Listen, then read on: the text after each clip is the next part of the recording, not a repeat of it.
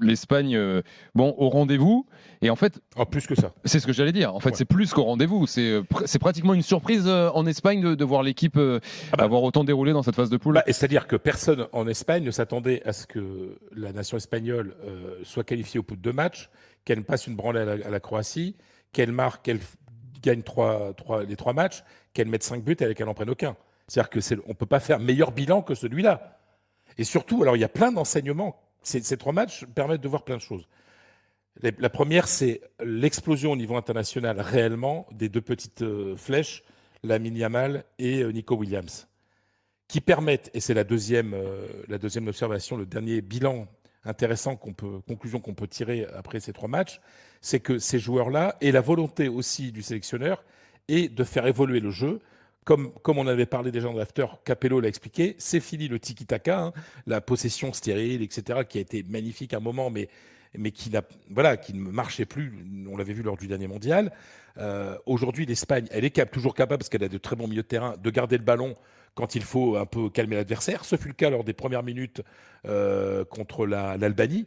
L'Albanie, pendant 7-8 minutes, ils couraient comme des malades. Et il y a eu quelques petites approches de la cage de David Raya. Donc là, à ce moment-là, les milieux ont pris le ballon, ils ont calmé tout le monde. Et puis après, ils ont pris le contrôle du match. Et il y a eu ces envolées des types de devant.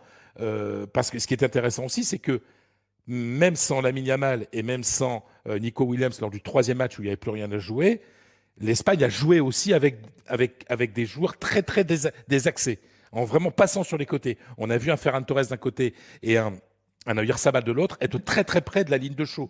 Donc ça veut dire qu'il y a une véritable volonté de la part du sélectionneur de jouer avec cette alternative de football direct et de football qui ouvre énormément sur les ailes, même quand il n'y a pas les 2 meilleurs joueurs pour jouer ça. Donc ça veut dire que cette philosophie, elle a évolué sans renier l'autre. Et puis il y a de très bonnes découvertes. Personne ne s'attendait à voir Cucurella, le latéral gauche, à ce niveau-là.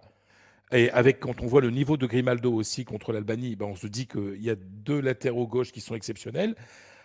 Unai Simon a été parfait lors du match où il y a eu le plus d'occasions contre les Espagnols, c'est-à-dire contre la Croatie.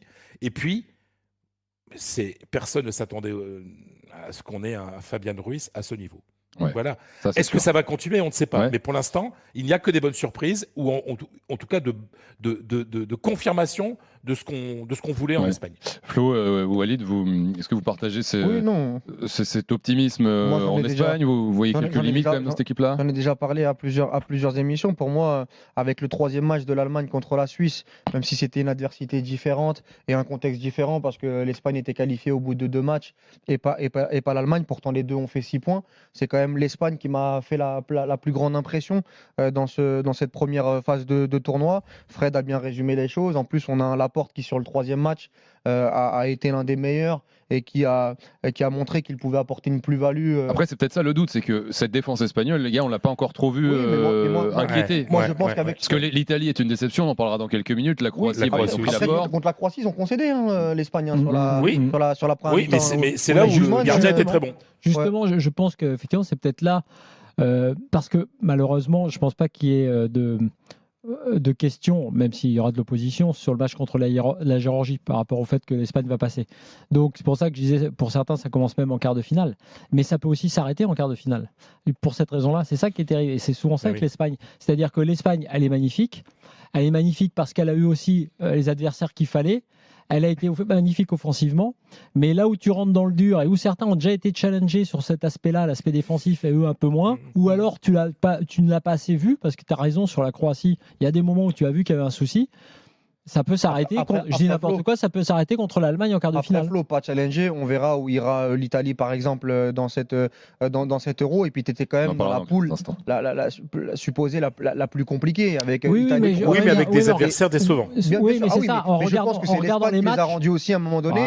Quand tu mènes 2-0 à la 30e minute. Tu crois que l'Italie elle a besoin de l'Espagne pour être décevante? Moi sincèrement, je pense que contre beaucoup d'équipes, parce que autant l'Espagne pour moi n'a pas fait un énorme match contre la Croatie, et ils ont su être opportunistes en première mi-temps, autant le 2e match, pour moi, ils font un énorme match de football. Et je pense qu'il y a beaucoup d'équipes face à cette Espagne-là, face à ce Nico Williams qui était en feu total sur la rencontre. Je pense qu'il y en a beaucoup qui auraient été en difficulté. Et